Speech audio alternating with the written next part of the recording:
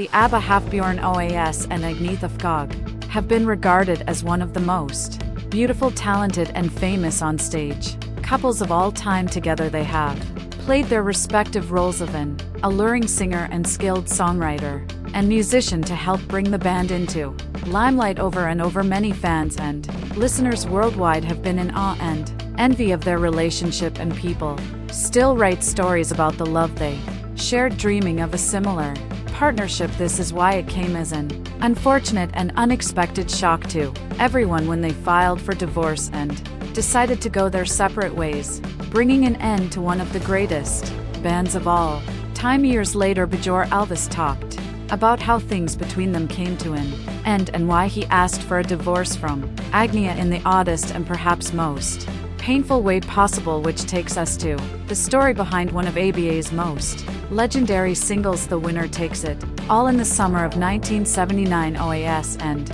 Andersson began writing The Winner Takes It All in a cottage on Vigo Island. According to Andersson, the song idea came to them from old ideas from old small musical pieces they had at this time. Bjorn had started to drift away from Agnetha and was trying to find a way to give words to his feelings, since music was all that he knew. The demo's initial title was The Story of My Life, because Bjorn put all the pain and conflicting feelings he had been experiencing into the song, and the first arrangement for the song was up-tempo with a steady pace. However, they found their initial attempt much too stiff and metrical, so they abandoned the tune for a few days to focus on other compositions. 4 days later, they returned to the song, and Andersson suggested a French chanson-style arrangement with a descending piano line and a looser structure. This would help give the song more of the open-hearted feeling that Bjorn was trying to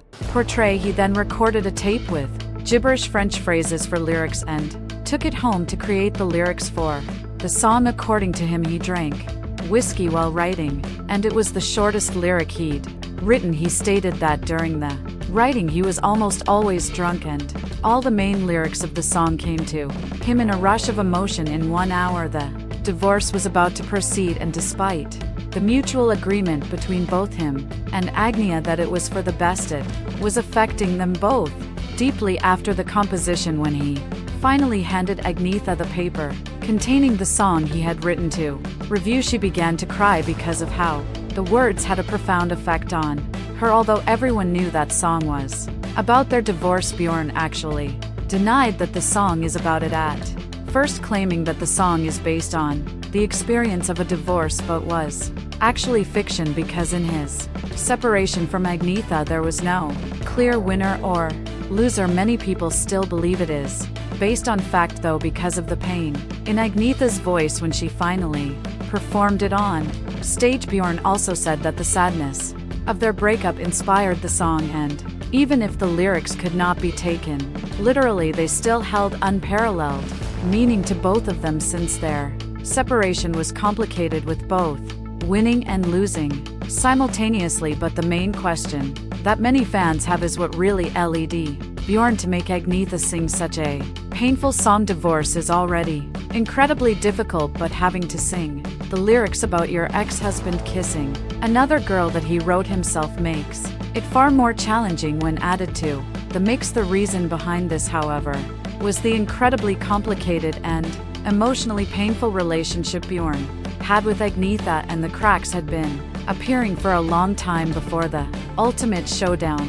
happened. The start of their marriage already had red flags. Even though everything appeared perfect from the outside, Agnetha and Bjorn were both driven by their careers to the point that little else mattered to them, including their children and their own relationship. At that start, they were addicted to each other and married young, because what truly motivated them was the passion that fueled their music, which they found in each other. All the little differences, like Agnetha's need for comfort and Bjorn's need for control, appeared to be minor problems they could overlook, but as their relationship progressed, they found it was not the case, which became the start of the end. According to Bjorn, Agnetha was incredibly possessive and fearful for him, always worried that something was going to happen to her or her family. She was scared that he would cheat, or a fan would begin stalking them and take everything they loved away, or a plane, would come crashing down while they would go on tour, and their children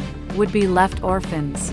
She always had an anxious look, especially after the band became famous, and was often on edge because of how intensely she worried. On top of this, sleeping did not relieve her of this stress either. She began to experience night terrors where she would imagine unspeakable things happening to her family, which led her to become mentally disturbed. Her worry also made her feel that she was driving Bjorn away, turning her clingier than ever before, an act that ended up doing the opposite of what it aimed to. Soon Agnetha's behavior began to disturb Bjorn more than he could bear, and he started becoming cold and more controlling, as hinted in the lyrics of "The Winner Takes It All." It might also be that he started to look for love and satisfaction outside of his marriage, since he could not get what he needed from his relationship anymore. His behavior made Agnetha incredibly angry and jealous, which resulted in her slowly losing his feelings for him, realizing that maybe they did not belong together after all.